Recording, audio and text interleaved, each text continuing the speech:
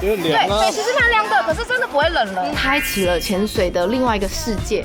我甚至可能可以去北海道潜水，我可以去很多很多我原本没有想过可以潜水的地方。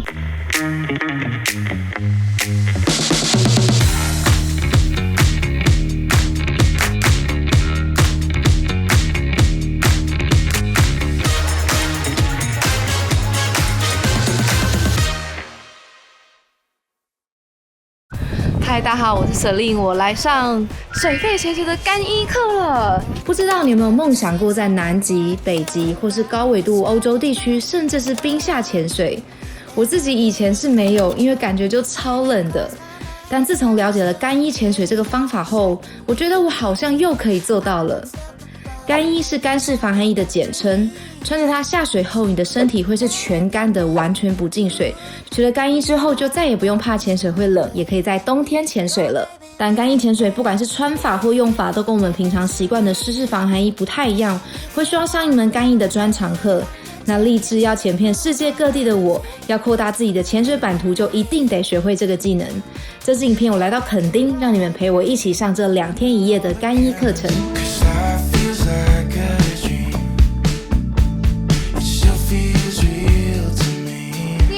要穿干衣下水。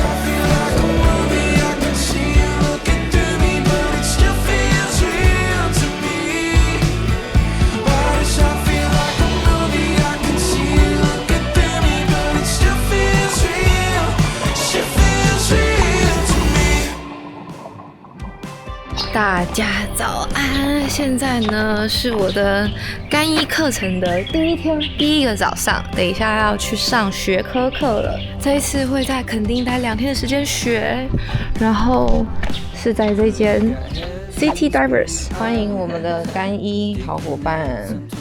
还跟大家说，你学了干衣之后，你想去哪？我要去南极潜水。你先还要再学一个冰潜。你先去潜一次没有死，你再过来你再找我去。好。好，你不要紧张嘛。镜头还是蛮奇怪的。好的，在我们的就是正式的上课影片开始之前呢，我帮大家问2个问题。OK， 就是因为我自己在来学干衣之前，也是觉得说，我买了一件新的防寒衣，我只要穿上去就好。为什么它是一个需要上课的东西？应该是这样讲，干衣它存在着一定的风险，就是它跟传统的防寒衣有一个很大的差别，就是里面是完全密闭的。所以意味着你在下潜的过程中，水会直接压在你身上。你就想象那个塑胶袋里面有空气会越来越小，或者是保特瓶，它到水下面的时候，它会变扁掉。那你的身体在里面的话，也一样会是被压扁的那个状态。所以如果干衣操作失误的话，确实是会有一定的风险。在就是之前在美国有一个这样子的潜水意外，就是女生她在上进阶潜水员的时候，她的教练卖给她一件2手的干衣，那她也从来没有用过干衣。那教练本身也不是干衣的教练，然后他提供了一个这样的装备，就那个干衣的充气阀是有问题的，那个教练就用自己的想法，水面上冲得非常胖，然后让他总共带了44磅的相当于20几公斤的配重。然后那个女生就潜水，然后一个人身上放20几公斤的配重，然后那个女生下潜就因为她干衣压在她身上，然后她慢慢的失去活动度，然后最后她是掉到那个里面的悬崖这样子沉下去，然后她的前半也没有办法救，对，所以她就再也没有上来了。对，她就是活活的被干衣压死。所以等于说她是完全没有上过任何干衣的课程，对，然后就教练就让她穿了这样子。对，然后教练他本身也不是个合格的干式防寒衣教练，所以干式防寒要教干式防寒衣要考另外的证照，对，他就是一个专场教练。那再来就是我考到这个干式的防寒衣证照之后，我实际上的用途会是什么？如果你未来有兴趣，有的人可能想去做冰潜，那有的人可能想去比较寒冷的地方潜水，那他到当地其实有一些店家他是有干衣可以租借，那这个时候店家就会非常小心，因为他们知道这个东西有风险，所以他们就会查阅你是不是有干衣潜水员的这个证照。有人可能会觉得说，那我就自己买一件就好，那就不会有人看我的干衣证照了。这个事情这样子讲也是没错，但问题就在于说，其实潜水这个东西，它毕竟它是存在一定的风险，只要你有下水就有风险。透过良好的训练，对，它可以把你的风险，还有就是未来就是有可能的失效，你提前做准备。那你知道这个状况，你不会因为这样子不知道怎么解决，然后而恐慌，甚至可能有更不好的事情发生。对，所以。还是强烈建议，如果你真的有兴趣使用干式防寒衣，你还是要考取到一定的证照。我对它的理解其实跟自由潜水的证照有点像，因为蛙鞋跟面镜你随便也都买得到，对，就是你要不上课，你玩之前也没有人会说不行，但是你就是对自己的命负责。对。我觉得干式防寒衣应该就是大概是。其实蛮类似，的概念，对吧？我想先问一件事情，就是你使用干衣之后，还是有在使用湿衣的吗？1年的话，就有一个季节。夏天这样。夏天。那干衣的寿命基本上很看个人，教练频繁使用的话，大概可以用到2季到3季，就是2年到3年。那如果消费者目前在使用的话，平均他们官方给我们的数据大概是6到8年。对，6到8年。当然，6到8年中间会不会有需要后期的维护，还是会。可是它的整体的使用寿命其实蛮长的。这个是2万多。对，我记得各个牌子。但是我不要用专用的底衣也是可以的。OK， 这个东西就是我要讲的，因为它的要求其实第一个我们刚刚讲的吸湿排汗跟保暖，那我尽可能的不要保留很多的水分在我的保暖的衣物里面，跟滑雪其实是不是很接近？有一个法国牌子。对，叫迪卡侬。OK， 现在卖关子卖那么久。上衣大概是499，大概是399。懂。那个2万这样。对，那个是中层，那个是中层。OK， 对了。那一般底层的话，大概会是在1万多到2万之间。我就讲舒适度穿起来有没有差？有，但是今天如果我没有在这么严苛的水域下潜水的时候，我可不可以选择同样功能，但是 CP 值比较高的法国品牌？其实对法国品牌，它也是专业的运动品牌，相对来说价格比较亲民。进入一个大家会很在乎的环节，就是想亮怎么办？因为干衣它是一个封起来的地方嘛，就是一个封闭的环境，它不像湿衣一样，最多就是有点臭而已。对，干衣其实也是这样啊，你也可以尿，但最多是有点臭啊。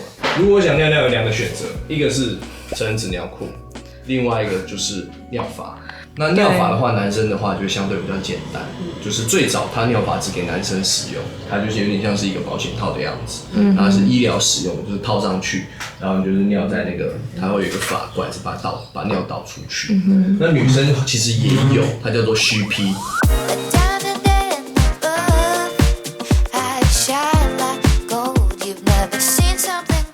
好的，等一下就要开始正式进入那个穿衣的工作坊。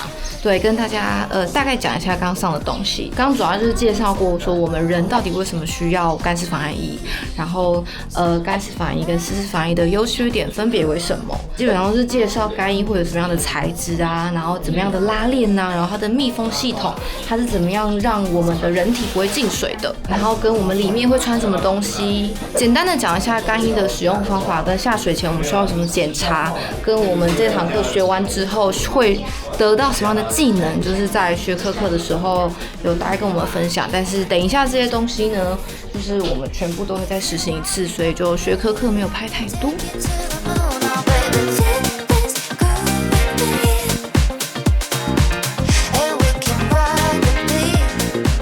对，看到这边基本上就是没有任何缝隙的，但是也不会太紧。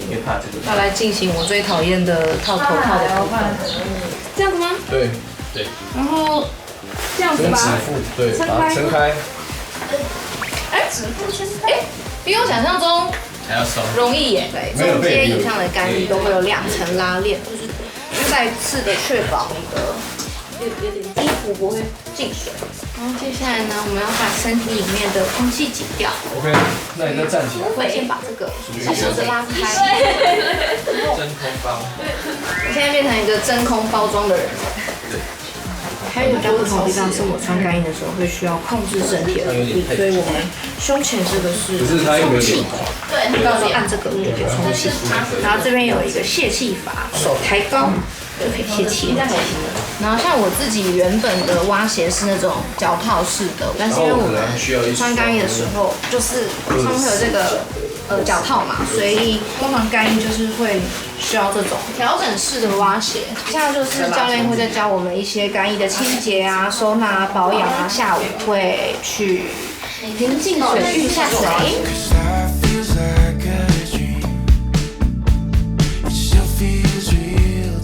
好的，我们现在已经要准备去我们的平静水域了。这一前要做7个动作，这其实跟我们在 Open Water 上课的时候很像，就是你要去学习很多的故障排除，比方说当你的充气阀坏掉，你要怎么解决，然后你要怎么样泄气，不然你就一直冲上去嘛。然后跟如果你的空气一直卡在脚里面要怎么解决？穿干衣的时候，就是那整个人的浮力会比较不同，所以我们会感受一下，就是踢动跟我们平常在穿11的时候呢有什么不同，跟5米3分钟停留的时候的浮力控制，主要其实都是跟浮力有关系。然后再测一下自己的中性浮力，然后再练习什么装备脱足之类的。我居然记起来了。对，反正等一下会在水下做很多的动作。空气管子要接上来。我们现在把左手举起来去碰我的抬压，看我的排气阀，通通把它转到全开，转到全开。稍微弯一下腰，感受一下还有没有气出来。我们现在这一堂课是平静水域，来到万里桐。现在没有办法讲太多话，已经快死了，超热。对，水其实蛮凉的，可是真的不会冷了。你觉得冰冰的凉凉，好像在吹冷气那种感觉。对，冰冰凉凉的。爽啊！好了，我等一下要把相机交给我们的教练，然后我就要来认真的上课了。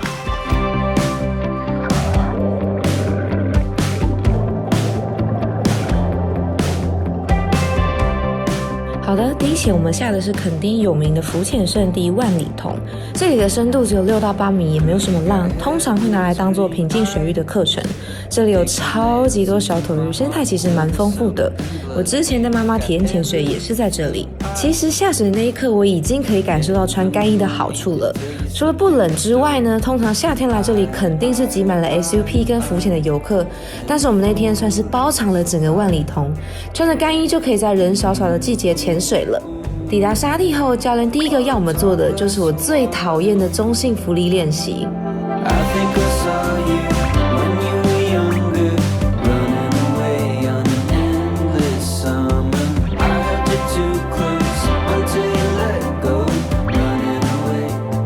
你们一定以为我潜水这么多年了，中性浮力应该不是问题才对，但换了干衣真的就是要重新感受浮力的控制。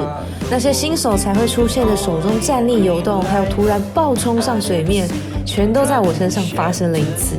接着教练让我们练习充气阀故障排除跟脚部空气排除。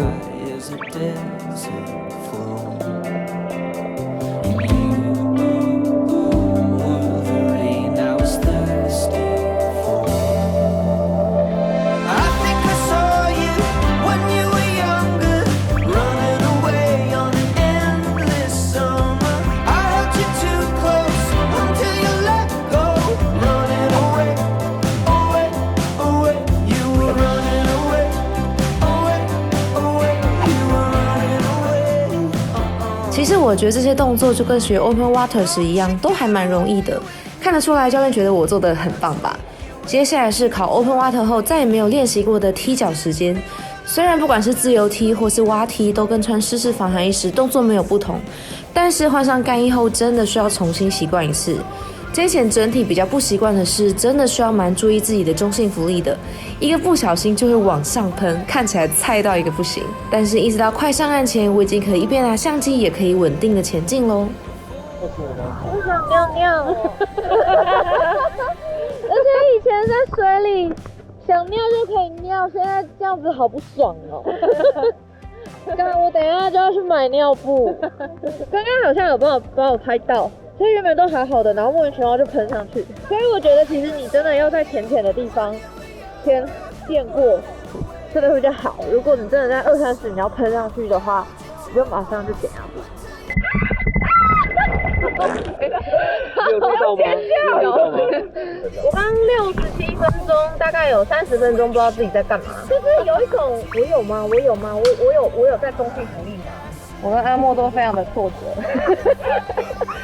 我们真的适合玩干衣吗？两个。教练，你今天给我打几分90，好不好？有那么高？你很会。10分。所以我们今天这样子搞不清楚自己在干嘛，算很正常。我觉得很正常，很正常。第一支啊，我第一支下去，你们都没人喷上来啊。我有。那你有回来？哦，对，我也回来。你有回来就 OK 了。OK。回来就是90分。OK。喷上去的话就60。OK。来开箱一下这个衣服到底有没有湿？你看这是流汗，干爽的，因为我衣服是黑色的，但是对，你们看内衣也没湿，潜完水居然身体可以有这种干爽的感觉啊！我知道了，给你们看袜子最准，袜子也是干的，你们看。但我觉得还是穿羊毛袜比较好，比较不会有那个脚臭。今天的干衣课程就先到这边。阿莫，我们明天都会更好的。你这个表情，你不要那么气馁啦。我的背超痛的，早上起不了床。没事，你不孤单。你会痛吗？我脖子跟背跟腰跟手都很酸，比较严重。从来不会潜水完很累过，然后我昨天晚上超累。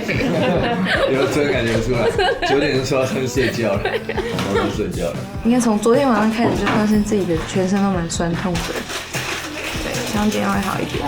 所以这是很正常的，正常，非常正常。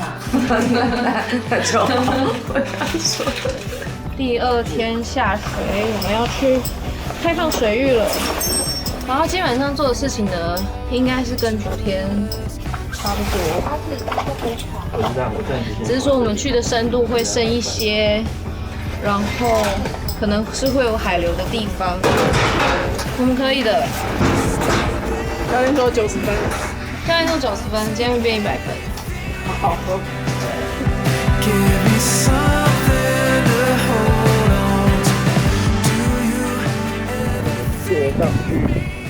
坐到 PCT 上。对，坐到 PCT 上。可以往下看一下。往下看一下。好，可以。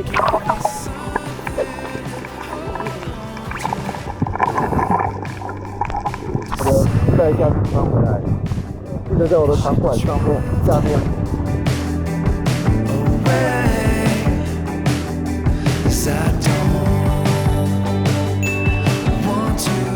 第2天的开放水域，我们来到垦丁必去的出水口右侧，这里算是我每次来垦丁下水都一定会去的地方。之前听说垦丁因为一些山上工程的关系，水变得超浊，原本还有点担心，但还好这次的水是很清的。那在开始做技巧之前，当然还是来跟这里的居民梭鱼群打声招呼吧。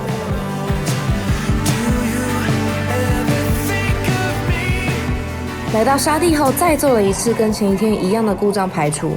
我先故意充气之后倒立，让空气可以堆积在脚部。这时候只要做个前空翻，就可以把空气挤上去。抬起左手臂，空气就排除了。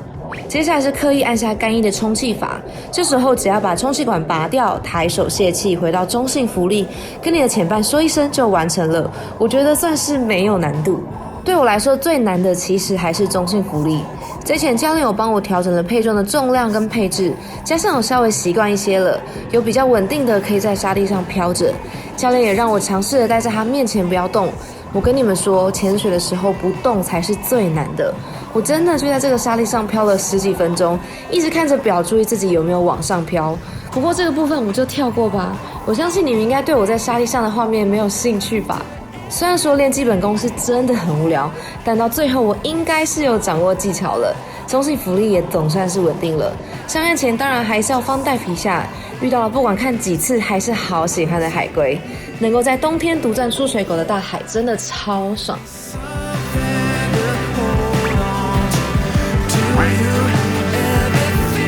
我们来问一下教练，觉得我这一潜的表现如何？你为什么欲言又止的表情？没有，因为我昨天这样跟我讲，昨天讲的很痛苦。我觉得你今天做的超乎我的想象，但是你最后看海龟的时候飘起来，我有拍到，我还可以说拜拜，你有看到吗？我看到。有我觉得今天就是真的有意识的控制，而且我有一直让自己叫自己放松。对啊，好像感觉蛮好。后来因为教练先看我嘛，后来教练去看别人之后，他就说叫我在那边停着休练习，停在那边，然后我就真的在那边10分钟这样。我还想说潜水的人，大家会觉得我很奇怪。然后我记得我那时候表可能是10.5米这样，然后要尽量让自己就是不要正负0.2米。好开心哦！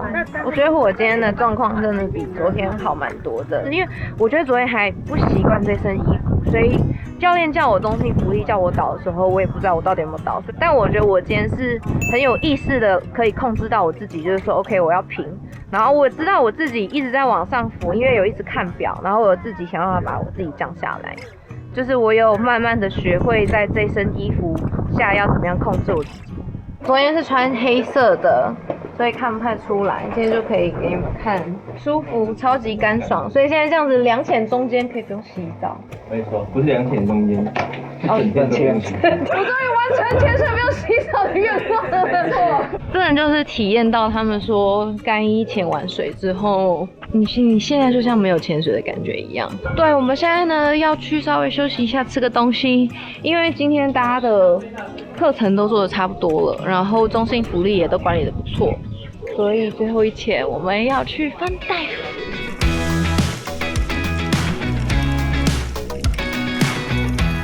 第3潜原本教练是要让大家继续练习的，但是我们班的进度好像算还不错，技巧大概都没问题了，所以教练决定让我们整潜 fun dive， 习惯拿着相机潜水的感觉。这一潜我也拿了浮力比较大、比较难控制的360下水，顺便带大家看看出水口也是有洞可以钻的哦。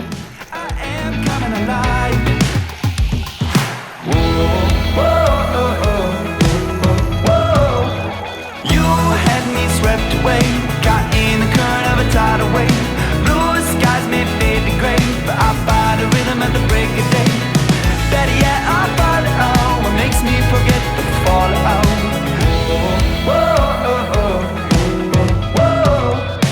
You had me swept away, caught in the current of a